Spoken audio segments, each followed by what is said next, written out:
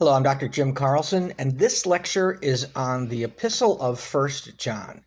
Even though I have other epistles in this presentation, for this particular semester, we're only going to worry about First John. First John is a letter, and it seems to emanate from a particular community. If you take a look at the first slide, which says historical situation, you'll see that this letter of First John is written after the Gospel of John. And in fact, it's a kind of a follow-up, but it is not a gospel like the Gospel of John. This letter comes from a community of people who have as their central way of understanding righteousness the Old Testament commandment, love one another as I have loved you. Now, the Old Testament says, love your neighbor as yourself. But in the Gospel of John, Jesus changes that a little bit and said, you know what, don't love your neighbor as yourself, love them as I have loved you. Now, if you want to know what it meant for Jesus to love them, you have to read the Gospel of John, especially the later chapters. The problem with this community, and one of the reasons for the letter, is that the community has had some kind of conflict between the members.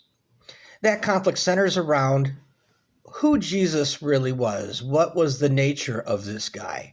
Was he an actual human being, or did he just appear to be a human being, and what people saw was the glory of God's own self? The people in this letter seem to feel that Jesus did come in the flesh. The people who disagreed did not think that he did.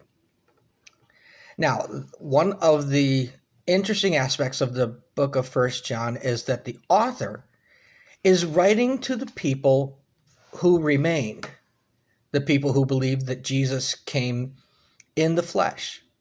The other group who did not believe that has left the church, might have left and started their own church, or might have done something else. It's not really clear.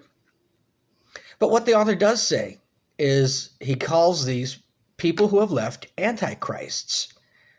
In the First John, that is the only place where the word antichrist appears in the Bible. The word antichrist does not appear in the book of Revelation, even though many people believe it does. This author says that these people who have left are antichrists. Again, the Bible doesn't only talk about one antichrist. It talks about many of them.